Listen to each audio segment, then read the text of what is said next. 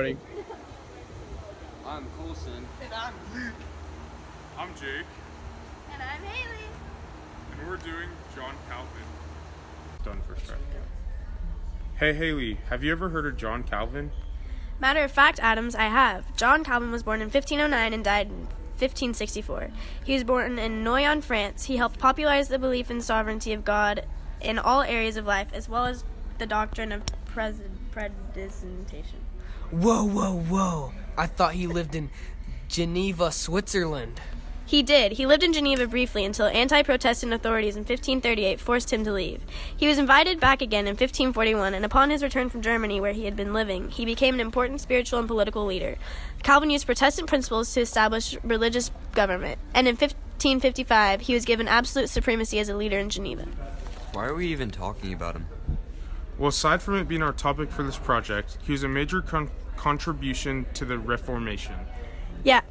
Yeah, Calvin proposed that as described in the New Churches of the New York Testament, the hierarchy of leadership should consist of deacons, elders, ministers, and teachers. Calvin looked to the New Testament to delegate specific duties to person in each of these roles. For example, he found a biblical basis for two major functions of deacons in his new church organization. Well, how does that even affect me now? The history of Calvinism in the United States is a part of the much larger development in the globalization of Western Christianity.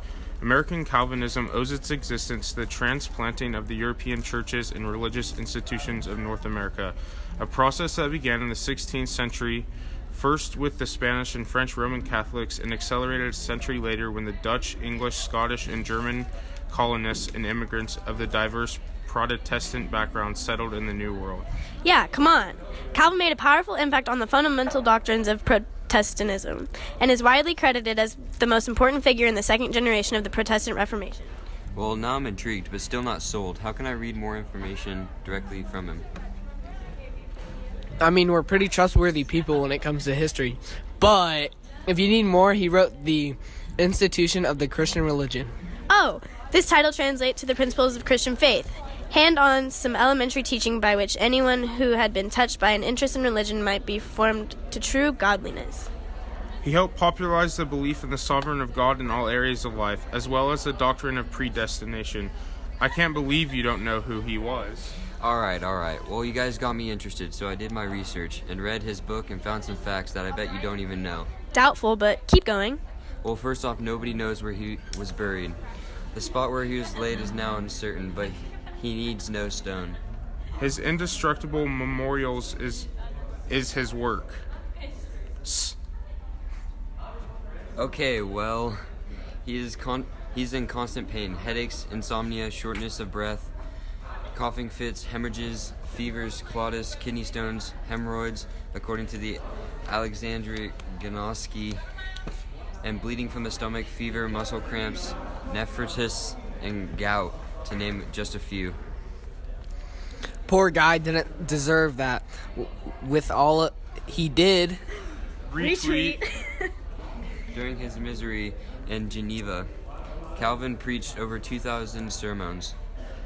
He preached twice on Sunday and almost every weekday. His sermons lasted more than an hour, and he did not use notes. I can barely remember what I had for breakfast. That's crazy. Do you even remember what you had for lunch? Anyways, Calvin was a stepfather, but had no surviving children himself. His son, Jacques, was born prematurely and survived only briefly. Jeez, what good happened to this guy? It gets worse. Calvin worked himself nearly to death. As Christian history notes, when he could not walk the couple hundred yards to church, he was carried in a chair to preach. When the doctor forbade him to go out in the winter air to the lecture room, he crowded the audience into his bedroom and gave his lectures there. He really was